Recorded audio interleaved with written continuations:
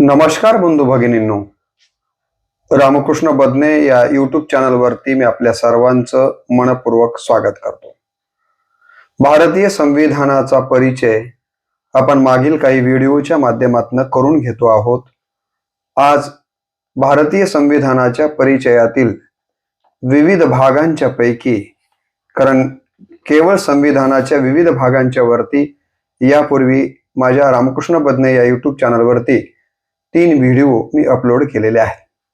आपल्या सगळ्यांना माहीत असेल की भारतीय संविधानाचा विविध भागांच्या पैकी पहिल्या व्हिडिओमध्ये भाग 1 ते भाग 4 पर्यंतचा विचार आपण केलेला होता. दुसरा व्हिडिओ जो मी बनवला त्यामध्ये भाग 4 क ते भाग 6 पर्यंतचा व्हिडिओ आपण श्रवण केलेला आहे. त्यानंतर मी संविधानाच्या परिचयामध्ये जे भाग पाहतोय आपण त्यामध्ये भाग 7 ते 13 यापर्यंतचा तिसरा व्हिडिओ देखील आपल्या श्रवणासाठी पाठवला आणि या चौथ्या व्हिडिओच्या माध्यमातून आपल्याला भाग 14 पासून पुढचे भाग या ठिकाणी पाहावयाचे आहेत की या भागांच्या मध्ये कुठल्या कुठल्या विषयांना या ठिकाणी संविधानकर्त्यांनी संविधानामध्ये स्थान दिलेलं आहे. तर आपण सुरू करूया. या 14व्या भागामध्ये काय काय आलेलं आहे ते. 14व्या भागाचं शीर्षकच आहे संघ राज्य आणि राज्ये यांच्या नियंत्रणाखाली असलेल्या सेवा. संविधानाच्या 14व्या भागामध्ये मुख्य जो शीर्षक आहे या 14व्या भागाचं ते आहे संघ राज्य आणि राज्ये यांच्या नियंत्रणाखाली असलेल्या सेवा. याबद्दलचं हे प्रकरण आहे किंवा हे भाग आहे. आणि या भागामध्ये पहिलं प्रकरण सेवेच्या संबंधानं आलेलं आहे. 14व्या भागामध्ये पहिलं प्रकरण जे आलेलं आहे ते सेवेच्या संबंधानं आलेलं आहे. सेवा, विविध सेवा. आता पहिल्यांदा यामध्ये सेवा याचा अर्थ लावणे. पुढे संघ राज्य किंवा राज्य यांच्या सेवेत असणाऱ्या व्यक्तींची भरती आणि त्यांच्या सेवा शर्ती. पुढे काय घेण्यात आलेलं आहे?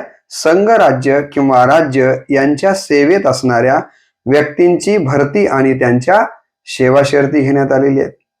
त्यानंतर संघ राज्य किंवा राज्य यांच्या सेवेत असणाऱ्या व्यक्तींचा पदावधी काय असेल याबद्दलचं वर्णन आलेलं आहे.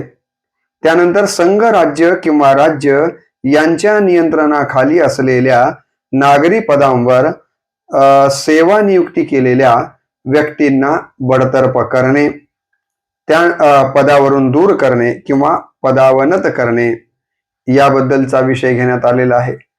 त्यानंतर अखिल भारतीय सेवा, अखिल भारतीय सेवा याबद्दलचा विषय आलेला आहे. त्यानंतर विवक्षित सेवांमधील अधिकाऱ्यांच्या सेवा शर्ती बदलण्याचा किंवा रद्द करण्याचा संसदेचा अधिकार इथे घेण्यात आलेला आहे. त्यानंतर संक्रमणकालीन तरतुदी भाग 14 मध्ये घेण्यात आलेल्या आहेत. काय? संक्रमणकालीन तरतुदी आणि पुढे निरसित. अशा प्रकारे संविधानाच्या भाग 14 प्रकरण 1 मध्ये विषय घेण्यात आलेले आहेत. आता संविधानाचा भाग 14तलं जे दुसरं प्रकरण आहे तेही आपण इथं पाहूया. या दुसऱ्या प्रकरणामध्ये लोकसेवा आयोगाबद्दलची माहिती देण्यात आलेली आहे. आपण ज्याला UPSC असं म्हणतो त्या लोकसेवा आयोगाच्या संबंधानं संविधानाच्या 14व्या भागातल्या दुसऱ्या प्रकरणामध्ये माहिती देण्यात आलेली आहे. तर या लोकसेवेमध्ये काय काय घेण्यात आलेलं आहे? संघ राज्याकरता आणि राज्यांकरता लोकसेवा आयोग काय घेण्यात आलेला आहे? संघ राज्याकरता आणि राज्यांकरता संघ लोकसेवा आयोग घेण्यात आलेला आहे. सदस्यांची नियुक्ती आणि पदावधी काय असेल हे सांगण्यात आलेलं आहे. लोकसेवा आयोगाच्या सदस्यास पदावरून दूर करणे आणि निलंबित करणे याबद्दलचा विचार इथं आलेला आहे. आयोगाचा सदस्य आणि कर्मचारी वर्ग यांच्या सेवा शर्तीबाबत विनियम करण्याचा अधिकार. काय म्हटलं मी? आयोगाचा सदस्य आणि कर्मचारी वर्ग यांच्या सेवा शर्तीबाबत विनियम करण्याचा अधिकार सांगितला गेलेला आहे. आयोगाच्या सदस्यांनी असे सदस्यत्व समाप्त झाल्यावर पदे धारण करण्याबाबत मनाई. लोकसेवा आयोगाचे कार्य काय असतील? लोकसेवा आयोगाच्या कार्याचा विस्तार करण्याचा अधिकार, लोकसेवा आयोगाचा खर्च, लोकसेवा आयोगाचा अहवाल. लोकसेवा आयोगाचा खर्च आणि लोकसेवा आयोगाचा अहवाल या बाबी संविधानाच्या भाग 14 प्रकरण 2 मध्ये घेण्यात आलेल्या आहेत. यानंतर भाग 14 क जे आहे, या क मध्ये न्यायाधिकरणे काय घेण्यात आलेलं आहे, तर प्रकरण 14 भाग 14 प्रकरण या ठिकाणी दुसऱ्या प्रकरणामधलं क मध्ये न्यायाधिकरणे याबद्दलचा विचार आलेला आहे. प्रशासकीय न्यायाधिकरणे आणि अन्य बाबींसाठी न्यायाधिकरणे या बाबींचा समावेश या संविधानाच्या 14व्या भागातील प्रकरण 2 मधील क मध्ये घेण्यात आलेला आहे. तर असा हा संविधानात आलेला 14वा भाग आहे, ज्यामध्ये संघ राज्य आणि राज्य यांच्या नियंत्रणाखाली असलेल्या सेवा, ज्यामध्ये प्रकरण 1 सेवेच्या संबंधाने आलेला आहे, प्रकरण 2 लोकसेवा आयोगाच्या संबंधाने आलेला आहे आणि प्रकरण 2 मधलं क जे आहे ते न्यायाधिकरणे याबद्दलचं आलेलं आहे. तर असं हे 14वा भाग आपल्याला संविधानामध्ये पाहायला मिळतो. यानंतर संविधानातला जो 15वा भाग आहे, त्यामध्ये निवडणुकांच्या संबंधाचा विचार आलेला आहे.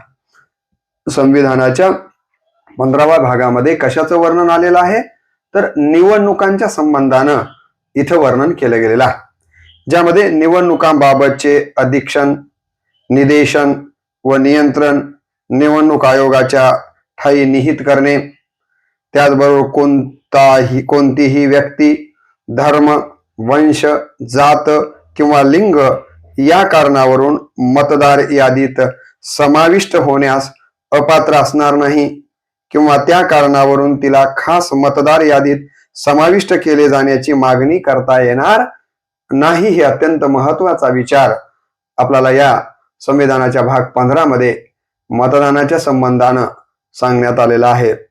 लोकसभा व राज्यांच्या विधानसभा यांच्या निवडणुका प्रौढ मताधिकाराच्याच आधाराने होणे. इथे लोकसभा असेल किंवा राज्यांच्या निवडणुका ह्या प्रौढ मताधिकाराच्या नियमाप्रमाणेच घेण्यात येतील असंही सांगितलं गेलेलं आहे. त्याचबरोबर विधानमंडळाच्या निवडणुकांबाबत, कोणाच्या, विधानमंडळांच्या निवडणुकांबाबत तरतूद करण्याचा संसदेचा अधिकार, सांगण्यात आलेला आहे.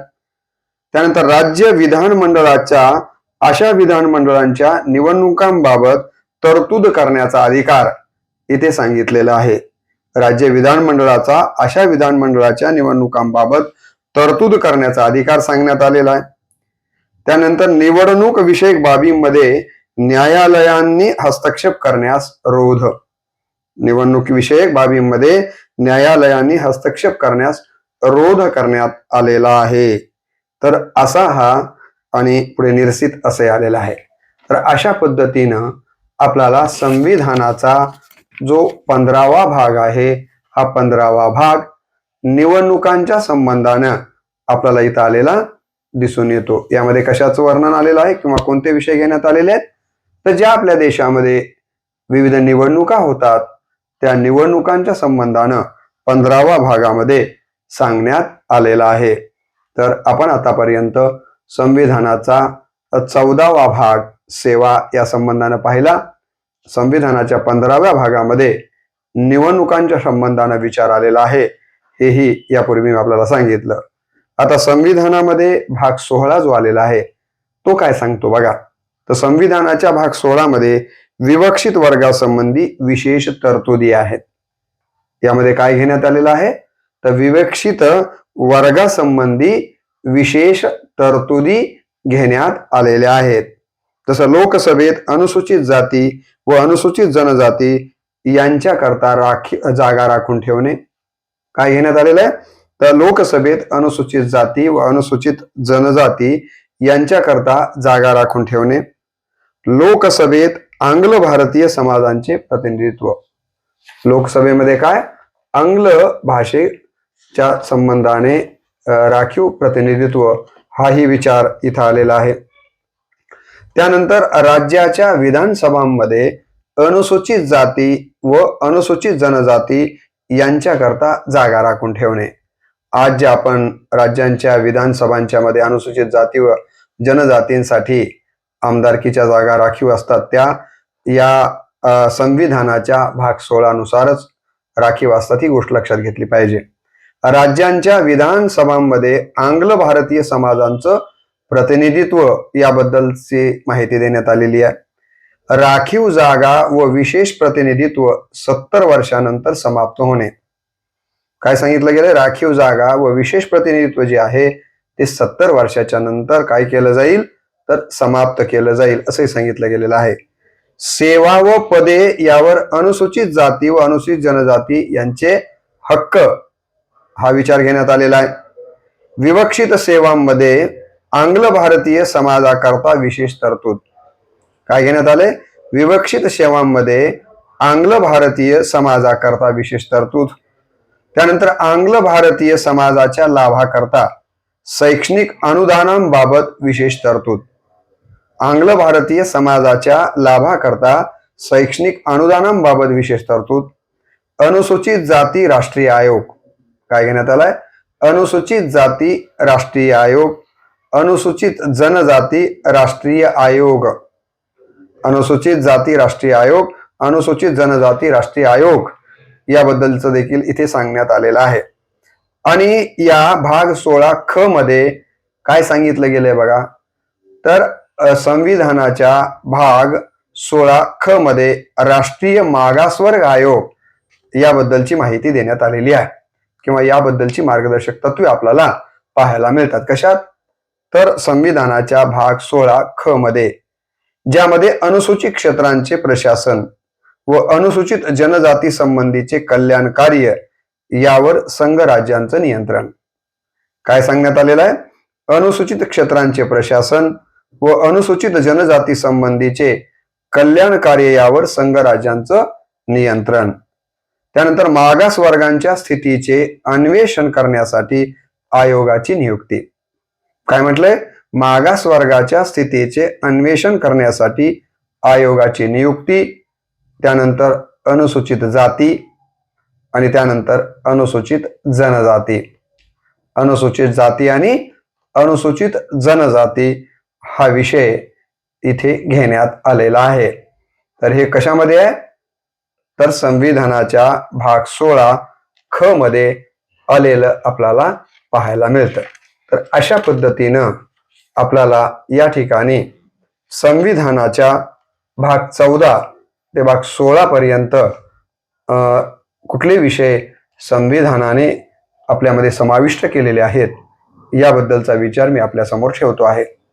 पुन्हा एकदा आपल्याला सांगतो की संविधानाच्या भाग 14 मध्ये संघ राज्य आणि राज्य यांच्या नियंत्रणाखाली असलेल्या सेवा, प्रकरण 1 मध्ये सेवा आलेला आहे, प्रकरण 2 मध्ये लोकसेवा आयोग आलेला आहे आणि प्रकरण 14 क मध्ये न्यायाधिकरणे याबद्दलचा विचार आलेला आहे. हे मी यापूर्वी आपल्याला सांगितलं. संविधानाच्या भाग 15 मध्ये निवडणुका संबंधानं विस्तारानं निर्देश इथे देण्यात आलेले आहेत की निवडणुका कशा पद्धतीच्या असतील या सगळ्याबद्दलचा विचार, निवडणुकीबद्दलचा विचार जर आपल्याला पाहायचा झाला तर संविधानाच्या भाग 16 मध्ये आपल्याला पाहायला मिळतो. भाग 15 मध्ये पाहायला मिळतो. निवडणुकीच्या संबंधाने जो काही आपल्याला विचार पाहायचा असेल तर तो भाग 15 मध्ये पाहायला मिळतो. आणि त्यानंतर भाग 16 जो आहे त्या भाग 16 मध्ये विवक्षित वर्गांसंबंधी विशेष तरतुदी करण्यात आलेल्या आहेत. विशेष कारण ही जे वर्ग आहेत किंवा हे विवक्षित जे वर्ग सांगितले गेलेले आहेत ते खऱ्या अर्थानं इतर वर्गांच्या मानानं पुढे आलेले नाही आहेत, ते मागे राहिलेले आहेत. त्यांनाही पुढे आणायचं असेल तर त्याच्यासाठी काही विशेष तरतुदी करणं गरजेचं आहे. ही बाब डॉक्टर बाबासाहेब आंबेडकरांच्या आणि तत्कालीन घटनाकर्त्यांच्या लक्षात आल्यामुळेच त्यांनी यासाठी हा विचार या ठिकाणी संविधानाच्या भाग 16 मध्ये घेतलेला आहे. आणि त्याचमध्ये ख मध्ये राष्ट्रीय मागासवर्ग आयोग याबद्दलचा निर्देश देण्यात आलेला आहे. आणि राष्ट्रीय या ठिकाणी मागासवर्ग आयोग कशा प्रकारचं काम करेल याबद्दलची सविस्तर माहिती यात देण्यात आलेली आहे. तर अशा पद्धतीनं आज आपण या ठिकाणी हा जो 4था व्हिडिओ बनवलेला आहे, तर या 4थ्या व्हिडिओमध्ये आपण संविधानाच्या भाग 14 ते भाग 16, 14, 15 आणि 16 मध्ये कुठल्या विषयांना स्थान संविधानानं दिलेलं आहे, त्याचे मुख्य विषय आणि त्याचे उपविषय याबद्दलचा थोडक्यात आढावा या व्हिडिओच्या माध्यमातून घेतलेला आहे. पुढच्या व्हिडिओमध्ये आपण भाग 17 पासून पुढच्या भागांचा विचार करणार आहोत. आज या ठिकाणी एवढंच या व्हिडिओच्या निमित्तानं पाहूया. खरं तर ज्या देशात आपण राहतो त्या देशाचा संविधान म्हणजे त्या देशाचा आत्मा असतो. त्या संविधानाची तोंड ओळख, त्या संविधानाची जाणीव जागृती असणं हे अत्यंत महत्त्वाचं आहे. आणि हाच दृष्टिकोन डोळ्यासमोर ठेवून हे काही व्हिडिओ मी आपल्यासमोर ठेवतो आहे. केवळ याचं श्रवण करून आपल्यापुरतेच याला सीमित न ठेवता या संविधानाची जनजागृती करण्यासाठी इतरांपर्यंत ते पाठवावेत. नवीन शैक्षणिक धोरणानुसार या ठिकाणी उच्च शिक्षणामध्ये संविधानाचा परिचय हे अभ्यासक्रमासाठीच ठेवण्यात आलेला आहे. त्यामुळं विद्यार्थ्यांपर्यंत देखील हे संविधान, कारण युवा पिढीला संविधानाची जाणीव असणं गरजेचं आहे, तर त्यापर्यंत देखील हे विचार पोहोचवण्यासाठी प्रयत्न करावेत. मी केलेल्या प्रयत्नांबद्दल आपण कमेंट बॉक्समधनं व्यक्त व्हावं अशा प्रकारची नम्र अपेक्षा श्रोते मायबाबांच्याकडनं व्यक्त करतो. आणि इथेच मी आजच्या व्हिडिओला पूर्णविराम देतो. भेटूया पुढच्या व्हिडिओमध्ये. जय हिंद, जय भारत, जय संविधान.